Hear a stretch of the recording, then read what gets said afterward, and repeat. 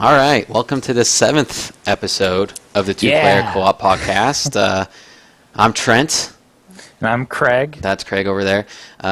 Basically what we do here in Two-Player Co-op is we're just going to talk about video games, recently released games, games that are going to come out. We're going to feature a few Kickstarters like we always do because we're always following Kickstarters, and then we'll do some video game news, and we'll wrap it up there with what else we've been doing. Craig, how are you feeling, man? Dude, I'm tired. I'm tired as well. I've been really tired, but besides the fact that I have a bunch of stuff going on, I guess we both have a bunch of stuff going on in our lives. I've been getting back into playing Fire Emblem because Fire Emblem. There's a game that comes out this week that will take all of my time and energy, and I need to beat at least one of my 3DS games before I move on to another game. Yeah, because I've beaten Fire Emblem, right? No, have not beaten Fire Emblem, unfortunately. But it's a great game. I can attest to that. Sort of that real-time strategy. Well, not real-time strategy, but you plan it out, you know. Yeah. You have your army, which is fun, and you get to switch them out and have them level up. And it's a great time. I have been playing Grand Theft Auto still. I haven't been able to dedicate as much time as I would like, but even if I sit down and be like, okay, I'm going to dedicate this much time, it's like a drop in the bucket with that game. There's so much to do and to see, and I love every moment of it. I'm still enjoying that game a few weeks later, so it's still taking up a majority of my time. Have not had an opportunity to touch Grand Theft Auto Online, Grand Theft Auto 5 Online yet, unfortunately. I still just want to focus on the single player game. However, I do know a few of my friends have been messing around with it, and it seems like a lot of fun, and I want to get more into that. Anything else you've been playing besides Fire Emblem? I tried to play some more Hotline Miami, but my streaming session on Tuesday got cut short, so I didn't get to go too far. I'm at the point where the main character basically goes back to his apartment and finds the girl that he saved on the ground dead. And then the guy wearing the rat mask shoots the guy. He goes into a coma for I think it's 2 weeks or something like that. Yeah, and then you escape the hospital. Mm-hmm. Yeah, I'm at that point. Yeah, it's a really cool game. I'm really excited for the second one. And if you've also been watching the streams, you see I've been playing Terraria, the new update for Terraria, which is a lot of fun. They added much more mechanics to that game. There's so much more that you can do, and all that you could do before, you can do it easier. They added a lot more items, and it's a lot more fun to play. Hopefully I'll be able to play a little bit more. You can watch us and stream on Tuesdays, Wednesdays, and Thursdays. Mod's in the channel right now. He was actually playing with us a few weeks ago in Terraria, so welcome. Yeah. And it looks like he got ads while we gave him the shout out. So you can watch it on the archive, and you can watch all of our archives on the YouTube. We have links to it in our channel there. I think we're going to get started in some of the news and the recent updates here. And what came out last week, and we talked about it a little bit as it was coming out, is Beyond Two Souls. And it came out, I don't know, this Tuesday? I think this Tuesday, right? Mm-hmm. So we can talk a little bit about that. I'm going to play a trailer here in the background. Craig, what have you heard about this game? It's a Sony exclusive, right? So yeah, that's more of your department. Exclusive. What do you think? I think from what I've read and what I've heard from all my friends who have either played it or have heard a lot of stuff about it, it's kind of I guess a lot of the reviews that have been going out are unfavorable towards the game. A lot of people have given it a lot of praise for being a great story and everything like that, and just a cinematic adventure. But as far as being a game, people are giving it a lot of criticism. Right now it's on Metacritic for a 73 out of 100, which is still a good game, but it's not amazing Game of the Year potential. But from what my friends have told me is they feel that the game has been giving some unfair reviews because of the whole, the gameplay isn't action oriented, or there's no gameplay. Yeah, there's zero gameplay, and it's more of a story. And there's people debating whether it's even a game because it's not. There really isn't much gameplay, Right. But it's more of an interactive interactive experience, but I would say that it is a game just because, like, like we talked Well, about awesome. it on our... Obviously you interact, right? So Yeah, right. And we talked about it like on Salt Pop Prime, how like the game of the year, like the biggest thing that why we think these like awesome games are being known for being the game of the year is because it's way to be able to like feel like there's like humanity within the gameplay.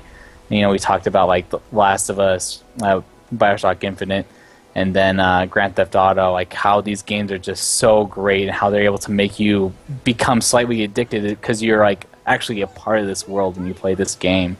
Exactly. And I think what this is what this game has, but it doesn't have that much gameplay, so it's kind of hard to sell. And I think the creator of these games, both Heavy Rain, when I say games, Heavy Rain specifically, and Beyond Two Souls, is there's an argument going on around there of not replaying these games because you should experience it once because you helped crafted the story, and that's how it should be forever. And that's sort of hard to sell as a video game. I mean, with video games, the nature of them they're replayable. And I've heard a lot of criticism about this game of it being not really having an identity, right? You don't know whether it's a game or a movie or what you're doing with it. So there's that. If you're a fan of Heavy Rain, you probably will like this game. It's going a little bit more to the fantasy, right? Which is probably a little bit more enjoyable as far as that goes, because Heavy Rain was based really heavily in reality. It was like a whodunit, basically. And this is more sci-fi in the sense that she has powers and abilities, which you saw there in the trailer. We have people talking about Heavy Rain right now and the feelings there. See, and if that's the thing, if you're just looking for a good story and you want to be immersed in it, I think this may be something that you want to pick up for your PlayStation. Whereas if you're looking for gameplay, something to play in that sense, maybe more of Grand Theft Auto or something, just off the top of my head, this might not be for you. So I think those who like the gameplay and those who like the immersiveness really like it. If you're not a fan of the gameplay, then it might be something to stay away from. So there's that. That's the only game that it was really on my radar that came out recently. Yeah. And a lot of other people's radars. So let's talk about some upcoming games. And this game I am incredibly excited for. Gonna pull up a trailer here for it. And just gonna turn down the sound a little bit. Watch just how it looks. Telltale Games pretty much says it all right there, right, Craig? From the makers of other games like Back to the Future, there's Jurassic Park point-and-click game, and, of course, the award-winning and incredible Walking Dead game, comes the Fables game. And if you're not aware of what Fables is basically like your, if you're familiar with TV shows, sort of like Grimm fairy tales, sort of like that, fairy tales in a modern setting. Fables is a really old comic book. I'm a huge fan of it. I don't want to say really old, but older, especially with how terminology is done now, where comic books just come and go. Basically, who you're seeing, this guy with the detective, he's a detective with 5 o'clock shadow and the yellow eyes. He's actually the big bad wolf in the old Fables books, Red Riding Hood, all that, right? He's supposed to be the sheriff for the Fables world as they try to go into New York, modern New York type-ish city. And it's, I guess, the episode 1 is called Faith, and his experiences with that and being a fairy tales detective. Are you familiar at all with the Fables series, Craig? I remember you telling me about it, and I think I remember reading like the first issue and thought like the art style and like the story was really cool, but I never actually like picked up more issues to continue reading. I know it's really good and is kind of seen as like this amazing like comic book series, but I just haven't read much or know much about it. I just know it's done by Telltale. It looks awesome. Love their adventure games. Right. I mean, Telltale. I mean, and this is sort of strange to me, and we can sort of talk about this. We just talked about Beyond Two Souls. Yeah. Where gameplay-wise, it's not really there, right? You can say it's not that strong or what have you. And don't you think you could make the same argument for Telltale games? Oh yeah, for sure. It's the same thing, which is funny when people. That's like one of the arguments people made against like why people are giving Beyond Two Souls a lot of guff, because it's basically just an adventure game, but people praise like the Walking Dead games for being just amazing. But like they're within their own rights, 2 completely separate games. But I just But I just aren't think they it's sort of? I mean, what separates them as far as genre goes? I mean, sure, the Walking Dead games are more in the vein of point and click adventures, right? yeah. Something like Heavy Rain and something like Beyond Two Souls, I don't, for whatever reason, whatever reason or another, isn't really put into those type of genres, right? Or into that type of category. Yeah. It doesn't come to mind. I don't know why, because if you actually think about it, they're completely story driven. Yes, you have some moments. I mean, both you can control the characters. You can both walk around. There's real time action moments where you have to push a button, and then you make choices story wise that change the story in both games. They're, I mean, on Right. paper they're similar. Yet Walking Dead can be game of the year, and then something like Beyond Two Souls can be so divisive. Does that make sense? I think the biggest thing, the reason why people would say a lot of the Telltale games would be more game of the year oriented, is just how smart they are for doing different episodes and not just making one giant game. Because when you play Beyond Two Souls, you know, okay, once I buy this game and play this, I'm basically going to be done. But when you play like The Walking Dead, they have like different episodes. It keeps you wanting to play more, and the way that they're able to tell the story. And at the end of like The Walking Dead story, it basically implies that there's more to go on. And the same with any of the Telltale games. Like it just feels like there's just so much more that they can always keep going with. Whereas like Beyond Two Souls, it's like once you buy the game, like there is no extra content. That's it. It's definitive. Right. It's not episodic, maybe like Yeah. a TV show, which is great in the Telltale games. It's just that one-shot experience. I don't. Maybe it's telling of the voice acting. Maybe it's telling of the writing. Walking Dead was incredibly great. Yeah. And I am thinking Fables is going to be on that level. I love the Fables universe, so I'm really excited to dive in there. So we'll see how that goes. It's out tomorrow, for those of you wondering. It's October 11th, being tomorrow, if you're watching this live. So buy it. I mean, it's going to be cheap. I mean, if you want to buy it in episodic installments, or probably buy it in a bundle for, what, $20, $30. Yeah. Probably each episode's going to be like $5. So you'll wind up spending $25 if it's any indication of other Telltale games. Right. Also, Maud, I don't know if you heard me say hello since you got an ad earlier, but hello again, and thanks for dropping by. We're going to move on to the next upcoming game, and it's a big one. And we've actually been talking about it quite a bit the last upcoming weeks up till now. And what else is there more to say? It's Pokemon, right, Craig? Right. What can you say about Pokemon?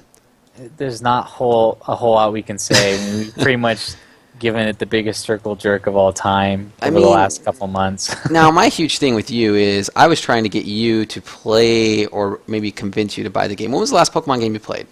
Jeez, oh, freak. Like, legitimately played and, like, was just like, oh, man, it's the best. I would say, oh, gosh, you're going to kill me for saying this. Pokemon Yellow for the Game Boy. Oh, what? Yeah. I don't know if I can abide by that, man. That is so long ago. Well, because I guess for me, it felt like every Pokemon game was the same, so I didn't really feel like I wanted to play it, because it was like... Coming from the Japanese RPG. I know, interesting, fan. right? But Yeah. like, it just felt like every game was just the same, so I had no desire to actually pick up. I guess it's the new Game Boy Advance version or the DS version. But this game looks completely different and amazing. So I'm really excited to play it because it's so different. I mean, it's gonna have the same formula, like Pokemon wise. If it's not broken, don't fix it, right? Yeah, but it's just gonna be better than what it has been. They just enhanced this game, just this one version, by so much by Right. just making it 3D. No, I totally agree. And, looking at it, and of course, there might be a few spoilers. I know a lot of people have been saving themselves, sort of retaining the mystique of the new Pokemon game. They don't want to know too much about it. Besides what's released in official trailers, it has been leaking. We've had several people get early copies of the game, and there are tons and tons of screenshots out there right now on the internet that you can find if you want, of gameplay, of things they have not released yet officially. So there are tons of spoilers out there, and I have been eating up the spoilers, Craig. So I'm about to tell you all about them. If you don't want to listen to any of it, I'm not going to show any of it, but I will talk about it. So just mute us for a second or something if you don't want to hear No, about keep it. listening. Screw you guys. Okay, keep listening. So basically, and there's Pokemon theme music. I love it so much. Oh. there's tons of new Pokemon in this game. It's 3D rendered, as you can see, give you an idea of what the gameplay is going to be like. There's a new type called Fairy, which that's Sylveon. That's the Eevee evolution there for you, Craig. I know. And it's a Fairy type. And you can now ride Pokemon, as you can see on screen right now, if you are watching us live.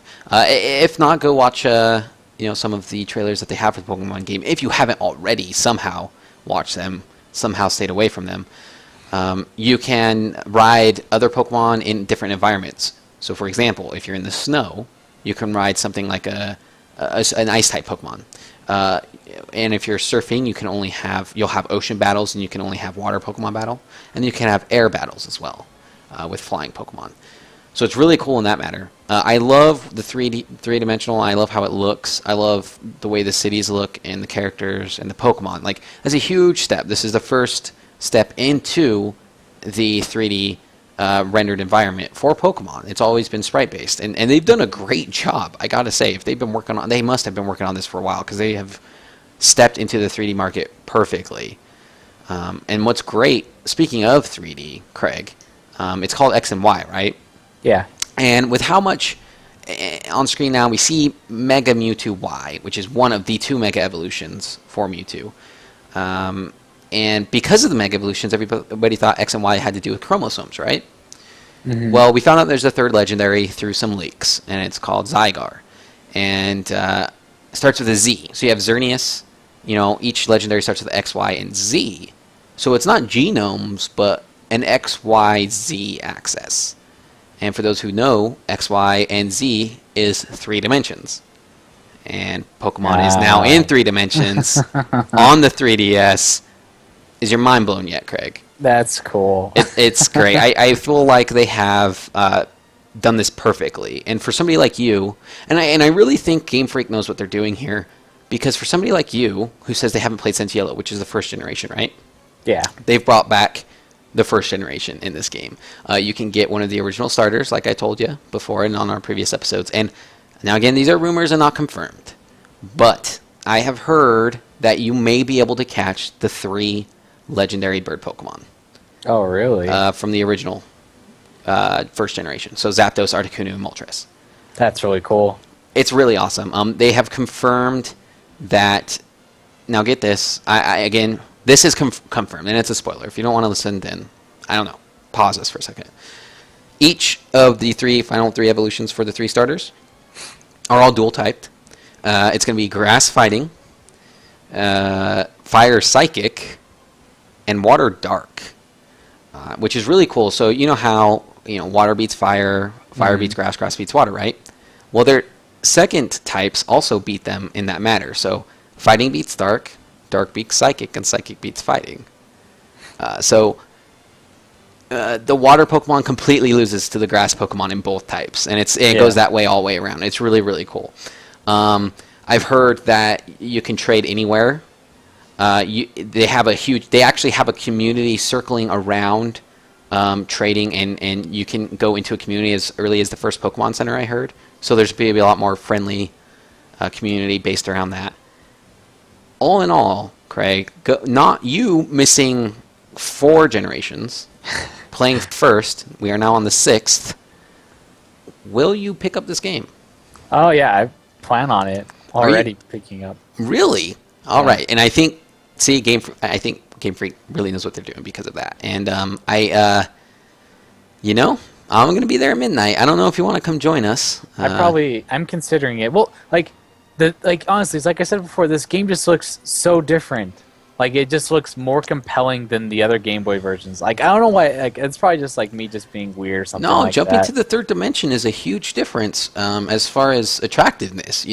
There's a huge thing that goes, and you are one. If it's any indication of our conversations over this cast, are one who loves art style. Art style really drives your game choices in a lot of ways, and I think this has something to do with it. That 3-dimensional gap. What are you laughing at? Scott Bot in the chat said, to go to the midnight, just like where he's dressed up like Ash, and he'll be Gary, and he'll be a total dick. Oh man, make sure Scott, you have please do. Have 9 badges. Yeah, 10 badges instead of 8 because that's how badass you are. Gary having 10 badges. Also, it just flashed on the screen there. It is October 12th worldwide. I will be at the midnight release at tomorrow, Friday night. So, and I am so looking forward to this, man. I think this game is going to be the perfect Pokemon game, especially for me. I love the three-dimensional look and feel and everything. It's going to be perfect for me. Get it. I mean, if you are familiar with Pokemon games, if it's part of your childhood at all, what a better time to experience it, right? What a better time. There is none.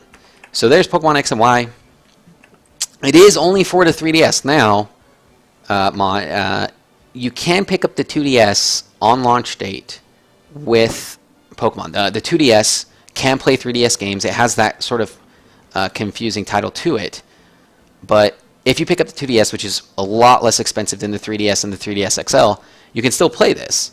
It's like a cheaper version for parents and families who want to buy a lot of DSs for their children who can play Pokemon. And it comes out the same day as the game, Saturday. So they knew what they were doing there. So that may be something that you want to look into. There are a lot of great games on the 3DS. It's one of the best gaming consoles, especially portably, right now, to be honest. It has a ton of great games. And this is going to be a game that you'll sink many hours into and basically pay for the 3DS itself. So there's that. And there you see Sky Battle right there. How great is that? Haunter versus one of the new Pidgey. It's basically the Pidgey of that generation. It's fire flying. Yeah, I used to have a DS Lite as well, and they're great. But I gotta say this: when I upgraded to the 3DS XL, it's a whole nother world. I love my 3DS XL. Highly recommend it if you're in the market for that. We'll look into that.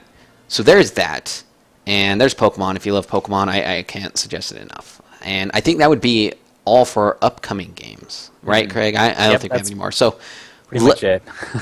Should we just go into the Kickstarters? Yeah, let's go into Kickstarters. All right, this portion of the cast is where we feature Kickstarters that are interesting to us or we want you guys to know about and support. So that's what this is going to be. And before we move on, yeah, I understand if you don't have the money. I don't know how much the Nintendo 2DS is, Craig. You may want to look that up. It's like 130, right? It's not that expensive. Yeah, it's not that expensive. And like, here's another thing you can do, Mod. Like, you can look on we're from Utah, so we have like a new site called KSL Ads, where we can like it's basically like a local Craigslist, but it's local for our Utah, Idaho, and like Arizona. So I don't know where you're living, but if there's like a Craigslist version for wherever you're living, or that's Craigslist. where I would check. Yeah, or Craigslist itself. Yeah. Yeah, it's worth getting into, and you can definitely find, eBay or finding cheaper. Oh, he's in Arizona, so there you go, KSL.com. Oh, nice. That's awesome. So you're just right underneath us. Not bad. That I know it's hard to especially if you don't plan for it to buy it, but I can't suggest it highly enough. I love my 3DS, and I wasn't much of a portable player prior to it. So the 2DS is 130, so it's not that bad. Yeah, it's not reasonable. It's not going to be that bad. With the game, it's going to be cheaper than it's going to be $30 cheaper than a 3DS XL. So it's a cost-effective way. Let's go on. I want to talk about Reborn, which you can see on screen here. Have you heard anything about this? No, I haven't, honestly. So I haven't heard a single thing. I am going to read this right here. First action RPG that fuses Japanese lore with a futuristic cyberpunk western-themed Japan, created by a small, passionate Indian team. Now tell me, just reading that, Craig, what do you think? Are you in? I'm all in. You're all in. I couldn't agree more. With the cyberpunk, I love the cyberpunk feel. It sounds cliche. Say what you will. I love anything dealing with the cyberpunk. Again, we talked about Shadowrun Returns on our last cast, and I am very excited for this. I'm actually going to play this as we talk about it. This is sort of a video of their concept art, and it's talking about 5 elements and definitely a lot of Japanese lore going on here. Sort of like Pokemon, we're dealing with elements, right? I love the concept art, which you can see here, and what they're trying to do with this game. It looks great. I don't know how much you're into Cyberpunk, Craig. I know you like RPG games, but you like Shadowrun Returns, right? Yeah, I love Shadowrun. I've been playing, technically back in the day. I played. There we go. Here we go. Like Cyberpunk-esque like D&D. I can't remember what the system was called, but there was a bunch of guys that I played. Like I would play D&D with them, like around my neighborhood, and they played like cyberpunk-ish type of D&D. I can't remember the exact game it was called, but yeah, I'm very familiar, and I love cyberpunk. I think it's so cool. And we were talking about earlier how you were a huge fan of art and how art can really drive you into a game. What do you think about this concept art? I love the concept art. It looks amazing. It reminds me of I'm trying to remember the game that it reminds me of. It's like a Square Enix game, but it's not like a Final Fantasy. What is it called? But yeah, I love the art. It looks awesome. Just the fact that they were able to like fuse like Japanese lore with like cyberpunk with Western themes. It just sounds so cool. It's really great. It's surprising looking at the sort of art that they have to offer. It really does look like a Square Enix game to me. I mean, it looks like with the more recent Final Fantasy iterations, where it's more modern and technological. Well, this is taking it a step further, and then with Japanese elements. It's going to infuse non-fictional Japanese and Western themes, which I'm all for. It's going to have the Unreal Engine, which is awesome. It's going to have multiplayer and multi-platform video game. It's with dynamic environments. I really love the aesthetics that they're trying to balance there, and the gameplay. And if we scroll down over here, and I'll just show you some art. And if you're not watching with us, it looks like a Square Enix game. And what's great is the art sort of looks like classic PlayStation era as far as the art goes. A little bit there with Square Enix with a modern flair with the cyberpunk. Definitely Japanese as far as that goes. And I want to show you some gameplay screenshots here. Looking really awesome. It's sort of got that, what would you say, Onimusha vibe to it, kind of a little bit there. With those bars in the top left and top right. That is what it looks like in the game. Really showing off that Unreal Engine. Like it says, concept in-game screenshots. He's riding a motorcycle. It's got player 1 and player 2 right there, if you can see on screen. And a bunch of just motorcycle races and flying through there. So it looks really cool. You have unarmed combat, weapon-based combat, focus moves. It's a lot to read through. I really highly suggest going in there. You can augment. I mean, it wouldn't be Cyberpunk without augmentation, right? It's got stealth part of it, social perception. It's basically Shadowrun Returns with Japanese flair to it. It's what it looks like to me, right? You can do 1 to 2 players locally or 2 to 4 players P2P online, which is sweet. And real-time armed combat. I mean, I could go on and on. I mean, this thing goes on forever. We got more concept art there. I'm sure Craig is loving every bit of that. It looks so cool. The thing that like caught my eye was like when under combat, it says combat is experienced in real time similar to Ninja Gaiden and God of War. There you go. And we're talking about the more recent iterations of the two games. Yeah. Of Ninja Gaiden, anyways. Just want to see right here, give you a really quick idea. And if you're listening to this, just look up Reborn on Kickstarter so you can sort of look at it with us. I am guessing that it's going to be 25. Well, maybe. How much is it to get the game? Let's see. There's the game voucher at $30. I think it's going to be $30. It looks like $30 minimum to get the game voucher, which is not surprising because if you look here, they're trying to get it on PlayStation 4, the Vita, the Wii U, and Xbox One with different tiers. So that's not surprising to me. And with the Unreal Engine, a $30 entrance, fee to get the game, it is pretty reasonable, to be honest.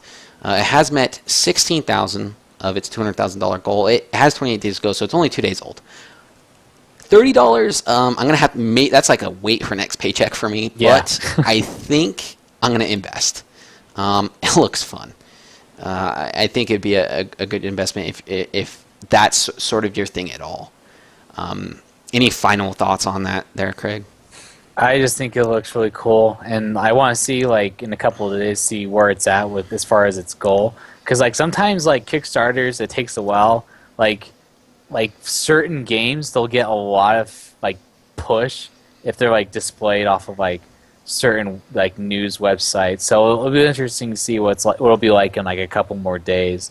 Yeah, but absolutely. It looks cool. I don't know if I would Kickstart it, because I've Kickstarted, like, a shit ton of stuff already. Yeah, no, I feel you on that, and it's hard to just keep kicks. I mean, we feature at least 2 a week, and it says Yeah. too much for us, I know, but I think this is a gal, and if you're into that, I highly suggest that as well. Should we move on to the next one? Yeah. This is actually one that I've wanted to look at for a little while, and I'm actually going to pull up the gameplay video for this beforehand. It's called The Long Dark, and it's a survival game, and one of our friends and the producer of Salt Pop actually told me about this. It's a survival game, and the thing that really got me was this, when they said, if you like Fallout 3, you're going to like this game. And Yeah. I was like, oh, I guess I'll like this game, because I love the Fallout series, especially Fallout 3 and New Vegas. And they're sort of just showing you, I guess, sort of the aesthetic feel of the game. The reason I didn't actually want to spotlight this beforehand is because I didn't have a feel for the game. I didn't see any gameplay footage for it. Their Kickstarter video was just them talking about the concepts, which is great. I'm totally a fan of that, but now we can actually see what the game looks like and feels. And looking at this video, Craig, what are your first impressions? Well, I was reading through the chat too when Devin linked it, and I watched the whole video. And obviously, it's like in a very like early phase graphics wise, but I just love how depressing it looks. But you see the Aurora Borealis in the background, and it's just snowing. I just loved how the guy, when he was talking about like the certain gameplay, like it has like the calorie burn, the calorie stored, condition, hungry, slightly thirsty, slightly tired, slightly cold. I mean, this is a survival game, and that is awesome. Because I don't know if you, Trent, did you ever play Fallout during like survival mode to see? Oh yeah, New Vegas. Yeah. I did play Yeah. hardcore mode, and it is a different game. It is a completely different game, and that's what looks. That's like the first thing that popped in my mind when I saw this. Like, oh, cool. And then like it's like fasting the time up to where you can see like the stars moving in the background. All of a sudden the sun pops up. It looks really cool. I'm just really excited, like especially with like the fact that like the degrees and like the time makes a difference. Yeah, in no, your inventory and everything. I agree. And he's eating right now, sort of to get his hunger back up. And hello, Reggie. How are you doing today? Hey, gay. It's really awesome. What happens is it's a post-apocalyptic sort of feel, which is why they're likening it to Fallout. And you're a pilot, and you're flying over the north. You see some lights. Your plane crashes, and now you have to survive. There's wolves. You have to sort of overcome the daily hazards of wilderness survival, especially with how cold that is. I think if they're saying it's on Fallout's level, Fallout 3 level, they're going to have a great environment, I would imagine. And you're also going to have to deal with other survivors, which means you're going to have these moral conundrums that you come across of, do you take their food? Do you help them out? Do you risk yourself to help out the greater good? How are you going to face off the wolves? And it's supposed to have a storyline, so it's not just, okay, survive, right? Which, I'll be honest, I was a little worried about, but they say they have a storyline. It's a sandbox type of game, and I'm totally for it. If you look on their site, you can see there's like a frost over gas station. There's a bunch of different environments that you'll come across, much like Fallout 3. So there's an airfield and all kinds of different things to explore. I'm really excited. I think this game has what it takes to be really, really fun. Let's see how much it might be for the game itself. It looks like It's $20. $15 if you kickstart it, because it's going to be a $20 game, $15 early bird discount for the $20 tier. So, Well, the early bird discount's already gone. oh, that's right, it's all gone. So it's going to be $20 for one downloadable copy, which is not bad, and it has 5 days left as of right now. So it's something to look forward to. And $20, ah man, 5 days. I don't get paid in that amount of time, man. So I don't know if I could kickstart it, unfortunately. But hey, I mean, if you have the money right now, that might be something that you see. I'm buying Pokemon, right? This is my problem: buying this huge game over this instead of funding this awesome-looking game. It has 5 days to go, and it has $170,000 of its $200,000 goal. I think it can get there. What do you think, Craig? I think it can. I mean, it's almost there. It's pushing 168,000. So, and another game that had that same amount of time left and was like rather the same range money wise was what was it? Freaking I cannot think of it right now. Rumble City. Damn it! Damn it, Craig. Why can't you remember? I cannot remember. Yeah, I mean, It'll make its goal. It'll make its goal. It's fine. Are you talking about River City Ransom? Is that what you're talking about? Yeah, that's what I'm talking about. Because they had the same amount of time left and had very little money. Yeah, so it'll be fine. I'm looking forward to it, at least buying it, if not kickstarting it at some point in the future. So that may be something that you may want to look forward to there. Is that something that you would like to buy, Reggie? Or I guess Reggie as well. Do you think you'd like it? What about you, Craig? Do you like those type of games? I do. I'd probably wait until it's on Steam, though, to be honest. Yeah. Before we move on from Kickstarters, are we going to move on, or is this pretty much it? I was going to move on from here. I Okay. was going to go to video game news. Do you have something you want to add? Yeah, just one more thing. Very cool Kickstarter that we mentioned before, guys. Hyper Light Drifter has 40 hours left. So if you haven't been part of it, just donate like $15 for the full game. Yeah, So, Hyper Light Drifter looks awesome. We might bring it up on towards the end, depending on how much time we have, just to do it.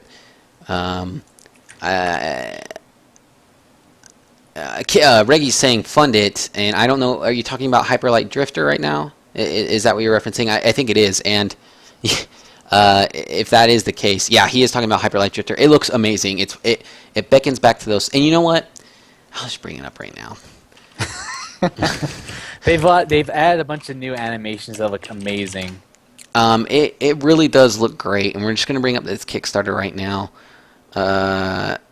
It's caught 40 hours ago. It's made over $500,000, which is really good for a small little Kickstarter. It only had a $27,000 goal, so that is kind of mind blowing, right? Yeah, it's just a minute and 55-second trailer, so we can sort of watch that. I'm fine with that. And if you're just listening to us, go to Kickstarter Hyper Light Drifter. I know, I agree with you, Reggie. I'm really hyped for it. The graphics are gorgeous. Couldn't have asked for a more beautiful pixel art style, really, though. It's unique. You may want to argue about whether you want to use the word unique or whether we can. I think we can, and I think this game is unique. I think it's fantastic. 40 hours ago, I'll pay $15. I have that, and I would be more than willing to kickstart this game to get it even further. I think it might have met all of its... It's like stretching so many goals. Like it unlocked the. I can't Wii imagine U it has phase. not.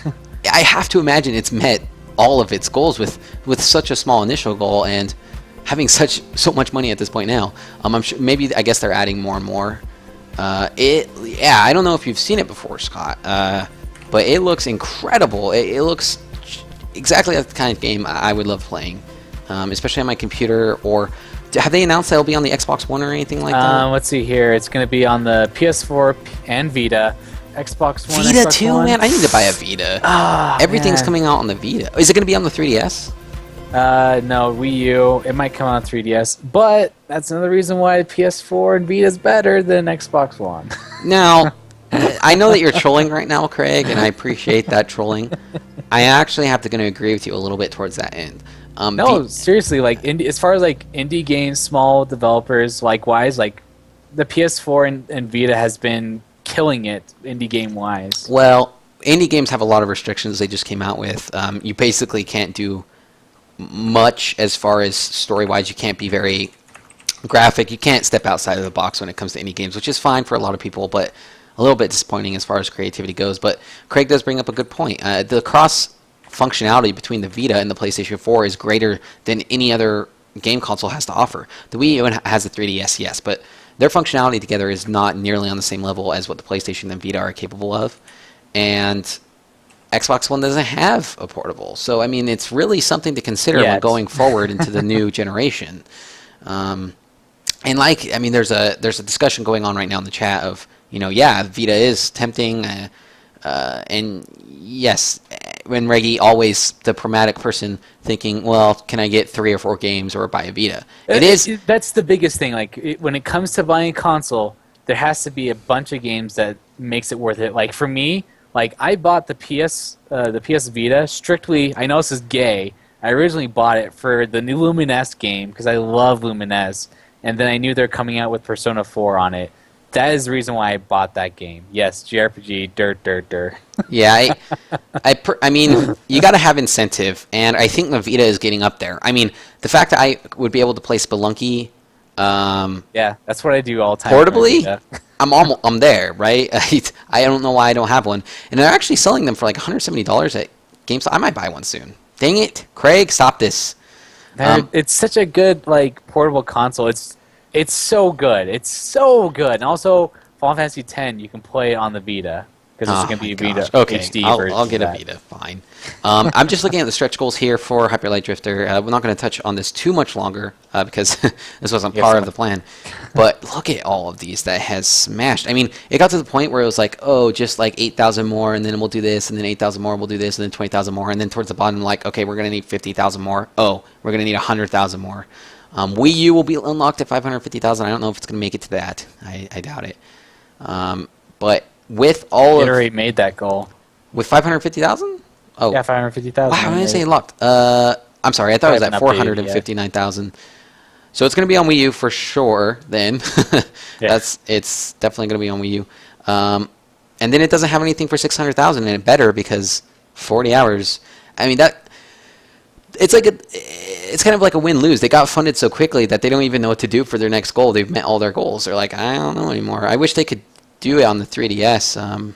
You should. I'm putting the $25 down for the early beta access. Yeah, do it. Definitely. I wouldn't be able to do that right now with my funds, unfortunately. However, you should do that. And then you could stream the beta, depending on the situation, and then we could go from there. I think I'm going to put my money into the $30 for Reborn. But yeah, definitely check out. Welcome back to the conversation, Mom. We're just talking about Hyper Light Drifter, which for what, $15? I think $15. Yeah. $15 you can get the game. It looks fantastic. Cannot recommend it more. We are going to go away from this. We touched a little bit too long. Let's get moving with video game news. This is going to be our video game news portion of the cast. And we're going to go away from The Long Dark. And we're going to go to Titanfall. Now, Titanfall is an Xbox One exclusive, so bear with me, Craig. But I want you to try to... Okay. Let's look at this a little bit objectively. And I know that we have a few people, we have some people in the chat right now. They could talk about their impressions with Titanfall. I have been done with the shooter genre for a little while now. I think the shooter genre has been so devastated and just flooded, basically, with so many iterations. Yes, Borderlands is fun because it adds a unique variant to that shooter genre, but stuff like Halo, and with Battlefield and Call of Duty, like Reggie is saying, it's completely oversaturated. It's just, there's too much of it. Having said that, reaching the new console generation with the ability to instigate new ideas, Titanfall looks fun. Yes, it does have that shooter element. It's third person, so it's a little different there, and it has different elements. Oh, like, I don't know, mechs. And I'm a fan of mechs. I don't know if you're a fan of mechs, but I'm a huge fan of mechs. And being able to just jump in and out of a mech and do battle with other mechs, and I'm imagining there's going to be a multiplayer aspect to this game. It's one of the things that has, I want to say, sold me on Xbox One, but pushed me a little bit more in that direction. Does that make sense? It's just one of the things that gives a better argument to the Xbox One as an exclusive title. It's not something that I would buy the console for, but looking at this gameplay, what do you think of it? It looks awesome. Like, honestly, like, as much as I'm a fan, I'm not of the Xbox One. The game looks really impressive and just straight up fun. It's an interesting twist to like the first person shooter genre because like you're able to jump on the mechs and they have like a jetpack. So it's like there's so much strategy involved. There's a new like balance of strategy because you can get into a mech, be practically invincible, but your maneuverability is probably is hampered a little bit. Or you can be on the ground. And going invisible. Do you see that? The stealth mechanic? Oh, man, that's so cool. And don't worry, this is not over. This is actually a 20-minute demo, and that's 3 minutes over, so we'll just keep letting it play. And I mean, a good Gundam game is something that everybody wants, right? And it's just, Titanfall's close as you're going to get, Sky. I apologize about that. But they don't make a Gundam. You already have the best Gundam game ever made. Like you said, it's that first person and third person feel, depending on if you're... I don't know if it's first person when you're in the mech, but here we can see a little bit of the multiplayer aspect. And this is actually where I'm sort of coming out of the game a little bit. Yeah. Because did you see how much it looked like COD? Call of Duty. Yeah, it did. Well, that's the thing. Every first-person shooter game wants to be like Call of Duty, which is a very successful game. I mean, it's hard to get away from it because it perfected that genre as far as first. I mean, I can't argue as far as a perfect game for me. Call of Duty 4 was amazing for that genre. Now, yes, it's more sci-fi, right? You're jumping off buildings, you have mechs to get into, and that's fantastic. It's really disappointing for me to put the controller in my hand and start playing a game, and I'm like, it's just trying to be Call of Duty. And here you can see the sort of first person, and it looks like it's first person across the board. That looked like he was in a mech in first person. And it looks, I mean, I'm really interested to see what they do with this game. The concept art looks great. I like the mechs. And to be honest, along with this, in Battlefield 4, I may start play first-person shooters again. That looks so cool, though. Like, even though it's like the first-person view of you being in the mech, just looks so cool because like there's just so many different weapons, and I'm sure there's like different versions of mech, and like it'd be really disappointing if like every like mech has like the same interface and like just different weapons. That'd be really disappointing. But I think it'd be cool if like each like mech had like certain like different variations within itself that makes it interesting. Like one's a little bit faster, you're able to see different like ranges, some are like more condensed as far as what you can see. It's just, I don't know, it's so hard for me to like be excited about this because it's a first-person shooter game, and there's like only one first-person shooter game I like, and that's the Killzone series. Oh yeah, PlayStation. So I mean, it's funny that Reggie is saying right now in our chat, the more he watches it, it looks pretty awesome. And and then I don't need it. Yeah, right. It looks that much cooler when you're getting in the mech and you see the multiplayer aspect. Mm-hmm. It's not Call of Duty at that point anymore, right? Yeah, as Mod says, I need it. I can't agree more. It looks that much more cool to me.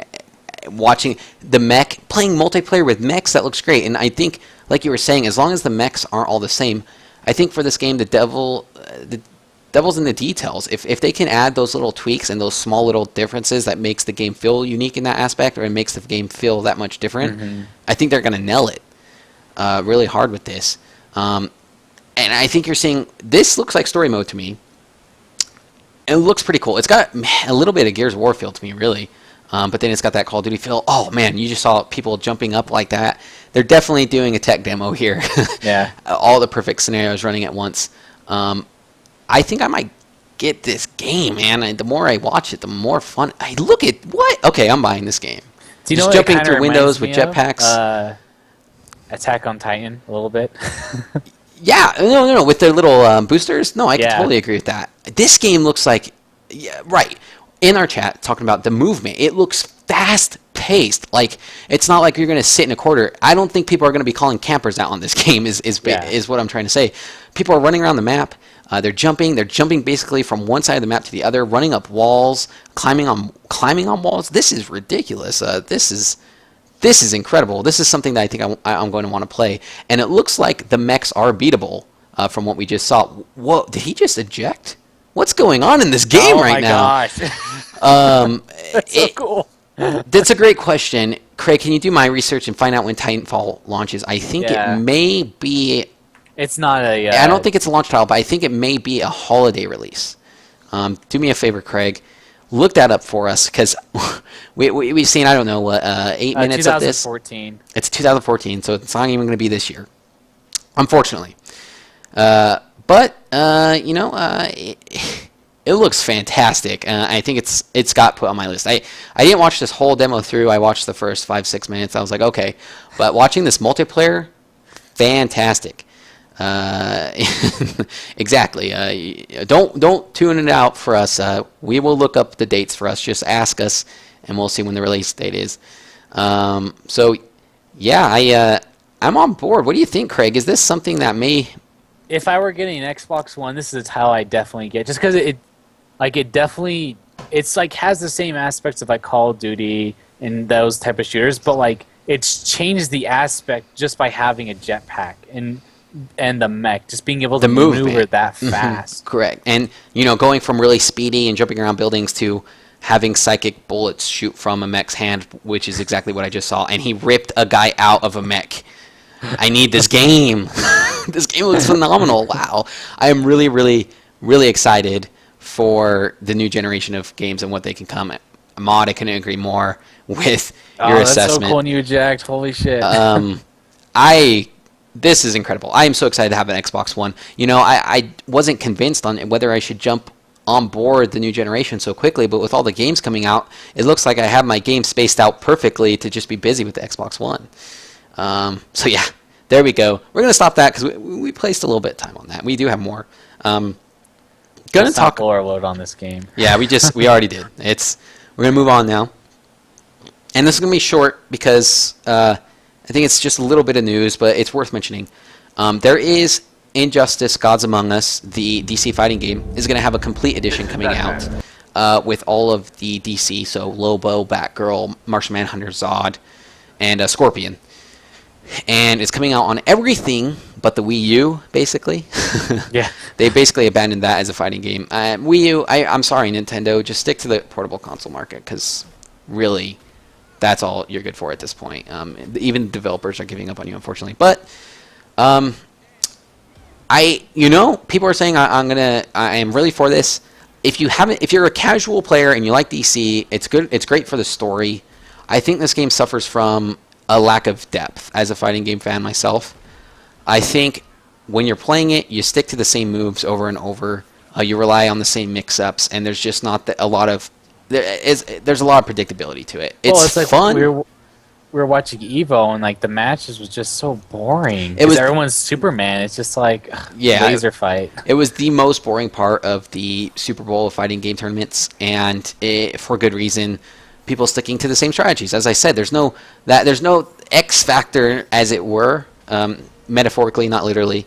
The least hype game, as Scott's saying, it's worth mentioning. If you haven't played it, it might be worth picking up. If you have it already, I wouldn't bother with it. I mean, it's sort of gone by the wayside for me. I think it's just in the past, but it's a fun game if you're not going to take it seriously. Moving forward again, we're just going to sort of go through these. Yes, Isaac. Binding of Isaac. I don't know if you've heard about this, though, Craig. They're having a new game come out called The Binding of Isaac. Yeah, I heard about it. It looks awesome. Do you want to tell people about it as the trailer goes? If you do. As far as, I know very little about the Rebirth. I just know very little about the game itself. You could probably talk more about the Rebirth, like what they're implementing and stuff. Yeah, sure. So, in a nutshell, I'm just showing you the gameplay of just the normal Binding of Isaac. In a nutshell, though, Binding of Isaac Rebirth is going to have more items, more levels, a new engine, and above all else, multiplayer play, Craig, for Binding of Isaac. Now, we love our roguelike games. We love Spelunky, and Spelunky in its multiplayer capacity it's a hugely good time, even though it's chaotic. I'm sure it's going to be chaotic. Mm-hmm. Just like this. But I think it's going to be on the PlayStation 4. What do you think about that? I'm totally okay with that because I'll be having a PS4. And I love Binding of Isaac. I remember when you gifted it to me and said, Craig, you need to play this game. And a month afterwards, I'm like, I'm going to finally play this game, whatever. Addicted. It's addicting. So fun. It's so good. If you need an idea of what Binding of Isaac it's like, if you've ever played the first Legend of Zelda game and you go into a dungeon, that's basically the whole game. It's in your Legend of Zelda dungeon, and it's randomized. So that's what we mean by a roguelike game. Roguelike meaning randomized dungeon, and every dungeon you go into is randomized, and that's why the replayability is off the scale for this game. In fact, it's so crazy that people do speedruns on this game. It's actually kind of a esport a little bit. It is tens of thousands of people who watch it. It's crazy. I am excited for it, and in this console generation, I have not seen more of where I want to buy the PlayStation 4, I want to buy the Xbox One, I want to buy a PlayStation Vita. Does that make sense? I mean, there's a reason to buy all of these different systems now, mm-hmm. and I don't think this is harkening back to the SNES Genesis era, where they were so different that it was really you were either in one camp or the other, or a 64 PlayStation era. And we're getting that back with games that are going to be on certain systems and not others. And especially with the PC market coming to consoles with the Steam machines, really going to be put into an interesting era here. I'm really excited for November, the end of November to come. Let's move on. Have you ever played a Harvest Moon game, Craig? Oh man, I played Harvest Moon on the Super Nintendo. Me too. Actually, that's the only Harvest Moon I ever played. Yeah, that's the only one I ever played. Having said that, I love Harvest Moon. Right? It's so fun. I don't know. It appeals to a very, I don't want to say immature, but it is a little bit immature. I don't know. You're literally farming there for hours, trying to get your potatoes and then putting them in the mailbox and then selling them for a bunch of money and then buying cows. You really, it doesn't sound fun, but it is. So the new one's going to hit 3DS in Japan, February 2014. We don't have any trailers for it. Just a few screenshots. If you want to look online, you can look them up. It's called Linking the New World. You're going to have farmers with different personalities connecting with the world of the game. There's going to be Street Pass involved. Countries that you can trade with will increase. Oh, damn it. Safari, wild animals, and it's got that old school flow. I just really think we're going to enter a new generation of games here where we're just going to keep on going with what's working best and fixing what's broken, and just it's a good era to be a gamer. Can we just say that? Oh, indeed. I totally agree. I'm going to buy this. At least Mod's saying, there's so many games out there that we want to buy, and I agree. At least we have, I'm going to say, until quarter 3 or 4 of next year to save money for this, because if it releases in Japan in February 2014, we'll have a little bit of a wait for that one. It's something that just got released recently. So I think, today's the 10th, so this came out yesterday. So this is news yesterday. So moving on, because there's a little bit more we want to cover here. Craig, MegaMan 25th anniversary. Got a little letdown, right? Got a little bit of a letdown for you? Maybe this will bring it back a little bit. I know you don't get your game. We get Mighty Number 9. We don't need another I know, yeah. MegaMan You don't need game, MegaMan. right? Screw you, MegaMan. But one wonderful thing about MegaMan is its soundtrack. And they're bringing a bunch of bands together to do a soundtrack for the MegaMan 25th anniversary. Now listen to this kind of stuff. You get to listen to 30-second clips. I'm going to scroll down here. You're going to see it's got 18 different tracks here, right? And you can pre-order them. And there's 30-second blips for each one. The first one being Hi, I'm Mark Spandrill. And here's how it sounds. Tell me what you think, Craig. Have you heard this before, Craig? Have you heard any of this? No, I haven't. I'm pulling it up right now just so I can hear. Because, I saw this and I was like, great. Just give me a game. Right, I understand. Well, tell me what you think about this. I'm going to play a little bit. I'm not going to talk. We're not going to talk. I'm just going to hear a little 30-second clip here.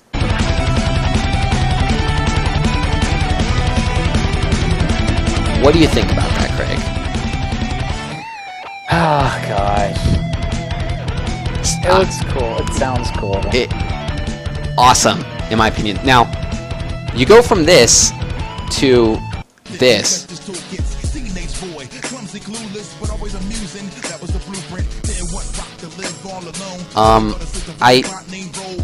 Now listen to it for a second.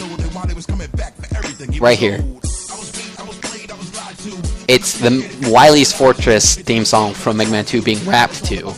I don't know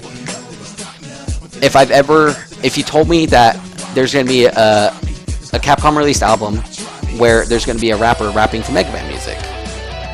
And then it's really heavy metal. And we are not getting the most positive reaction in chat right now. What do you think so far of what you're hearing? Kind of agree with them. It's cool to have different artists do certain Mega Man songs and stuff like that.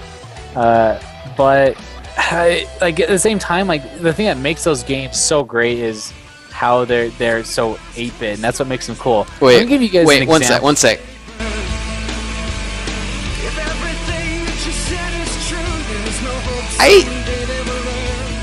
I don't know what they're doing. This is what they should be doing. Here's an example of what they should be doing, in my opinion. Okay, so this might... You're going to hear this in a cappella.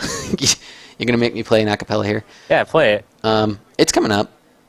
Let's see if I can turn it on. We got an advertisement here. You guys want to hear about Dove, right? No. All right. There we go. Dove Men Care.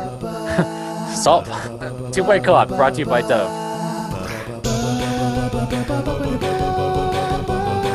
the cat.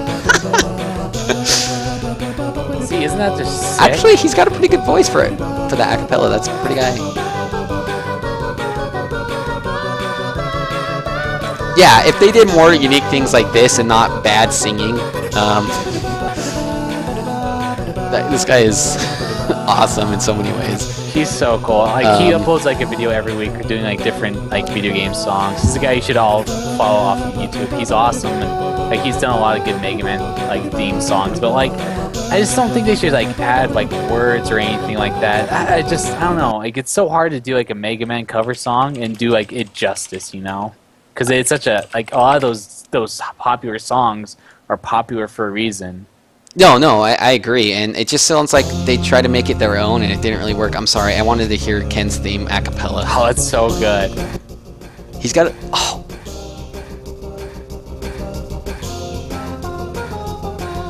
It's so good, dude. This guy is really cool. He's called Smooth McGroove. Go ahead and look him up, like Craig said. Pretty dang cool. I have not seen his stuff before. I like how this is just happening organically, and we can pull all this stuff up. My favorite one he did is Isaac's theme from Golden Sun. So good. Oh, really? I just found my Golden Sun GBA cart at my parents' house when I was going through my old stuff. Pull up that video right now. The acapella is so damn good. Okay. He has more hair than any three men. I agree. If you haven't seen him, he has a huge beard, which is basically more the hair than my head, and then more head on his hair than like 5 times my amount. It's so good. Wow. This guy's really good, man. Much props. Much props to Smooth McGroove here. You are the manliest of men. And have a good voice. I'm impressed. So go ahead and check him out. Just gonna have his acapella play in the background a little bit as we move on. Yeah. Let's just do that. So thoughts before we move on of well, gosh dang it. You know, we get off track and I can't. Okay, Chrono Trigger. We'll end in Chrono Trigger. Let's do that. Oh, dude, this song is so good. Oh. Is he whistling it? Yeah. He is. That's so cool. What? Yeah, so much fills. That is really good.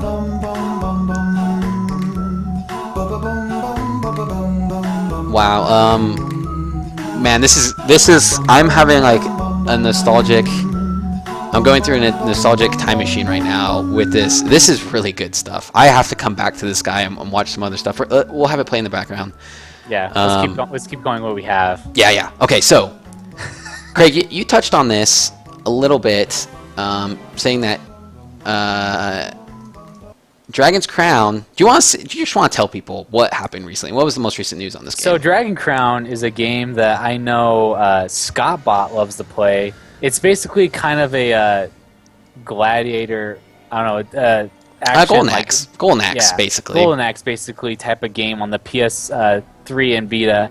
And recently, patch 1.04 they're coming out with is going to have it to where you can, yes, Knights of the Round, such a good game. Yeah, it's just a scrolling beat 'em up with fantasy characters and magic and stuff. It's really, and its art is gorgeous. That's so good. And like the latest update where they're going to be doing is they're going to have it to where you can play, if you have the Vita version and the PS3 version, you used to not be able to play like the same, like you weren't able to cross play, but now they're allowing you, if you were to have the Vita version but you want to play with your friends with the PS3 version, you can now play with the new update that they're going to be coming with. And the game just looks amazing, and the graphics, not the graphics, but the art style is just fantastic. It's so beautiful. Different. And it's beautiful. The art style for this game has gotten a lot of flack for the over-sexualization of the women in it. And you know what? Just, in my opinion, just stop. Look at the rogue. She's a woman. She has very little skin that she's showing. But people aren't going to complain about the dwarf and the man, who are just huge, bulking people that it's impossible, and also, I would argue, over-sexualized. Just don't worry about that kind of stuff. Just focus on the game and how fun it is. That's the type of thing you want to look into the games. I know there's the whole thing with comic books and games and how they can be over-sexualized. I really don't think this is as bad. I've seen a lot worse as far as over-sexualization. What platforms, Craig? Do we know? PS3 and Vita. PS3. Now, is it just PS3 and is it going to be on PlayStation 4? It'll probably be on the PS4. I don't know.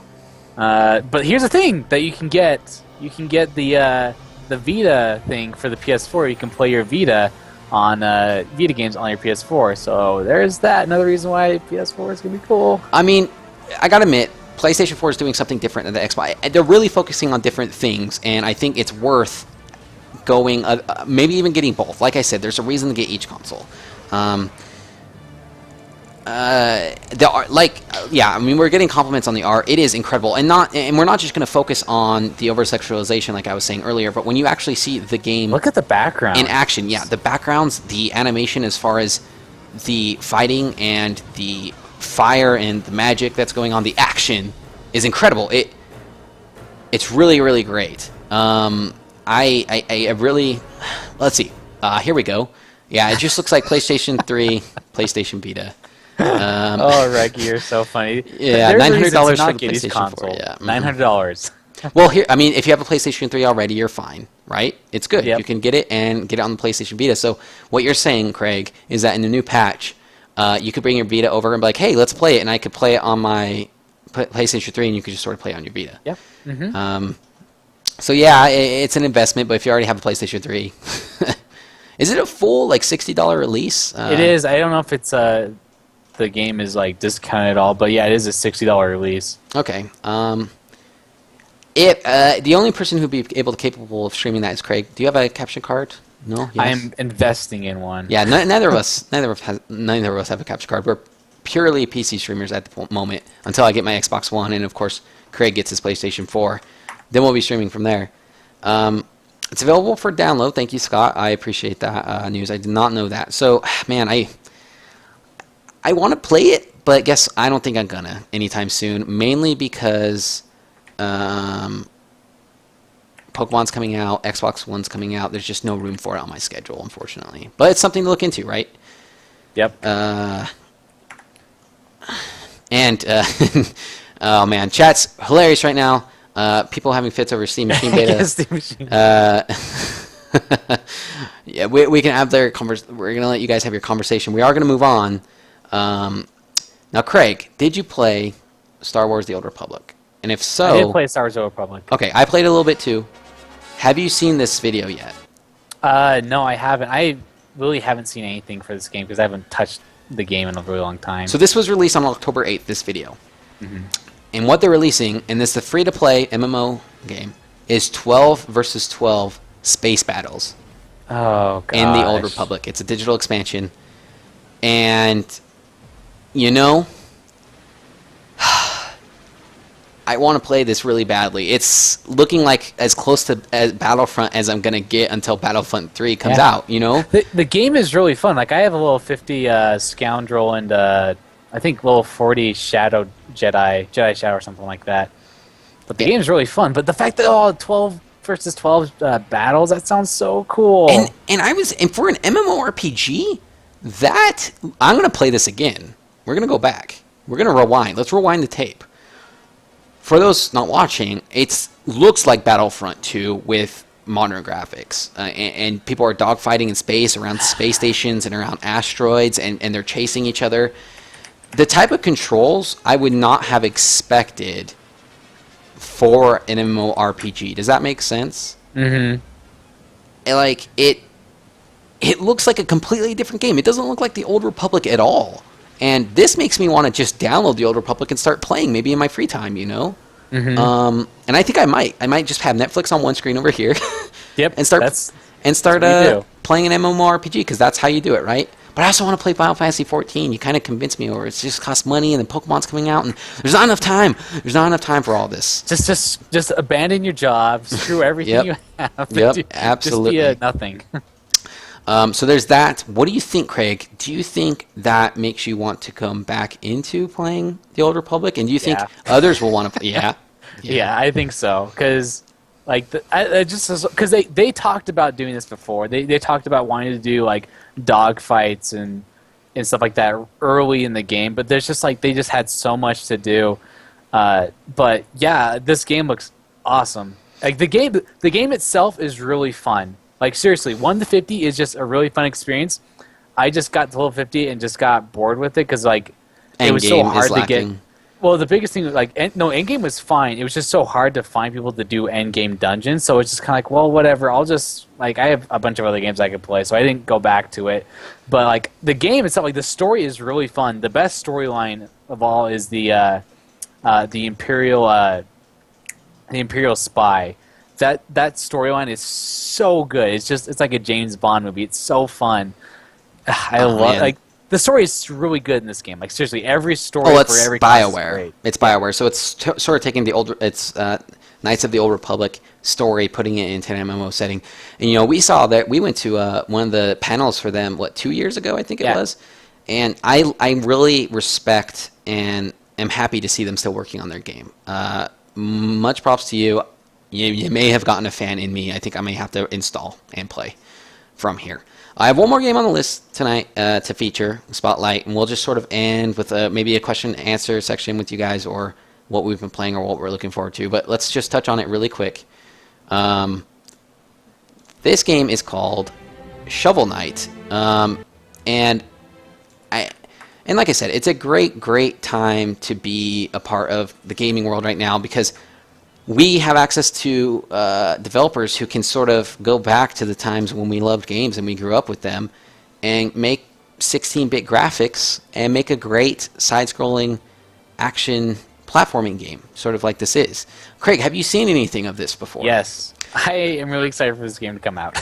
Yeah, I even don't know if it's... When is this trailer? This is October 4th, so... I don't know. It comes out soon, I know. Yeah, it comes out soon. I don't know when. Unfortunately, maybe Craig wants to do some research on that. You are my research monkey there. This game looks awesome. It looks like a game that you would play on your Super Nintendo. Absolutely. And I remember actually, the Game Grumps, I think, played this. They did play it. I'm almost positive that they did. You may want to go back into their archives and watch them play it if you're a fan. Winter 2013. So soon. Soon. It looks sort of like DuckTales a little bit, to be honest with you. It's DuckTales and MegaMan combined together. Yeah, basically, with the boss fights, and then, even those knights look like ducks in knight outfits. I like that he's digging and he gets gems, and this game looks really fun. It's sort of hard because, you have so many different types of genres of games nowadays, and when you go back to it, it's like, wow, am I going to go back and spend some time that looks like a game that I've already played before? But I don't feel like I have control. I feel like I am compelled to play this game. It looks so fantastic. What draws you to it? It just has so many different influences from games that I love. I mean, like I said, with Mega Man, it has DuckTales, it has Castlevania, it has elements of Mario where you're able to jump to the upper part of the screen to go to a secret area. It's taken all of these games that have done these really cool things and put them into one really awesome game. It just looks really fun. I mean, I love the art style because I love art. The game looks fun. I'm that guy. And the music sounds great as well. It's got I can turn it up a little bit. 16 8-bit music as well.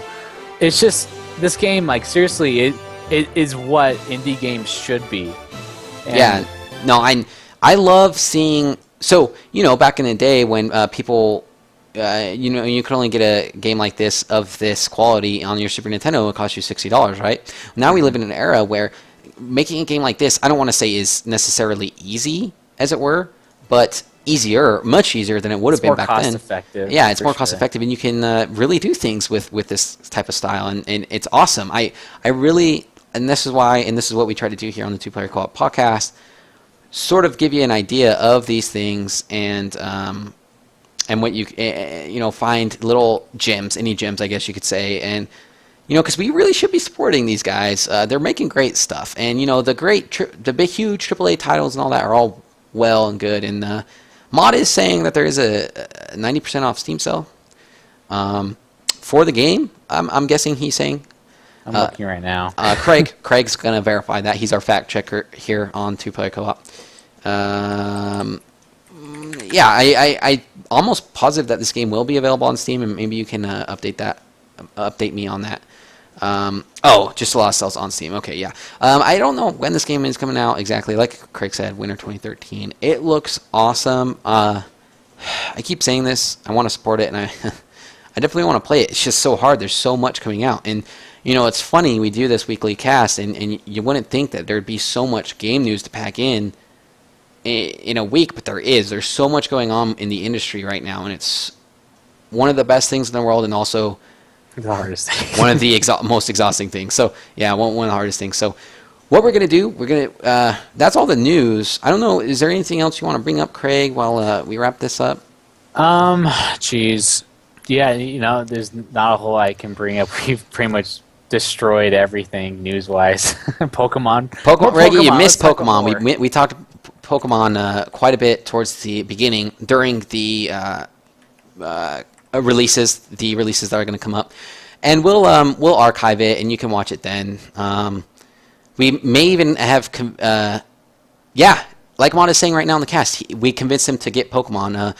So there's that. And I did see the shiny Greninja. I didn't put up on the cast. I didn't want to spoil too much because a lot of people are still trying to keep that mystique there.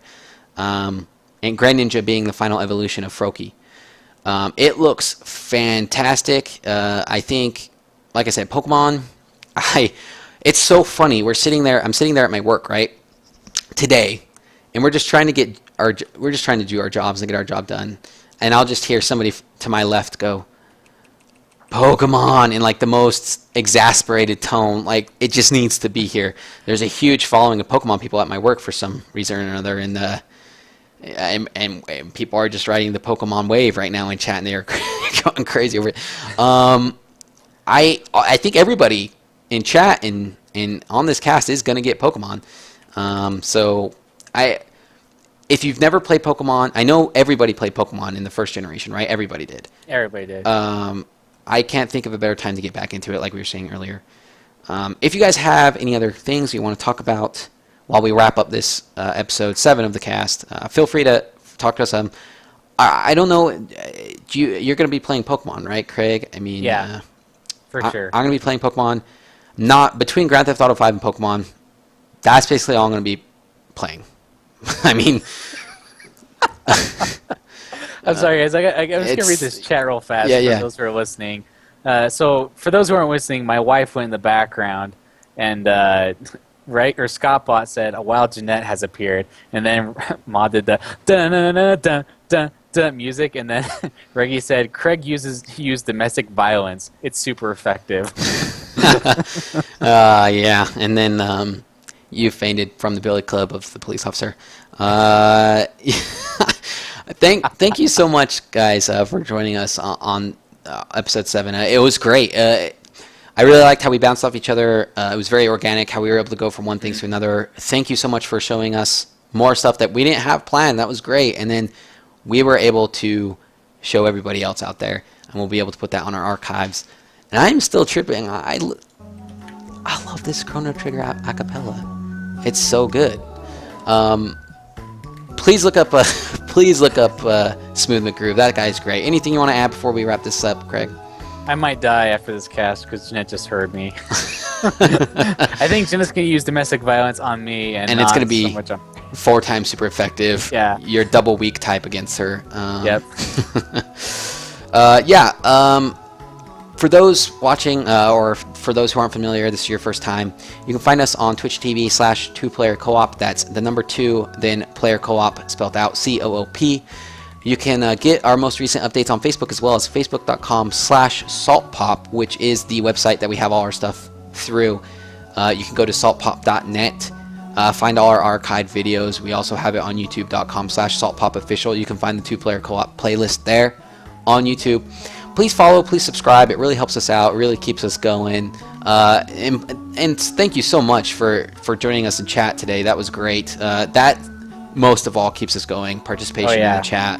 Love it. It's what we want to do. We want to establish a dialogue with you guys and have a back and forth. It's great. It's what we're here for. Thank you so much, guys. I am Trent, Player 1 here on the 2-Player Podcast. I'm Crank. This is Crank. Or Crane. I'm Craig. I can't talk. Player number 2. I'm player 2 for a reason. That's going to be episode 7 for us, guys. Tune in next week on Wednesdays. This is an anomaly on the Thursday, but we will be on Wednesdays, 8 p.m. Mountain Standard Time. Thank you so much for tuning in. See you guys later. See you guys.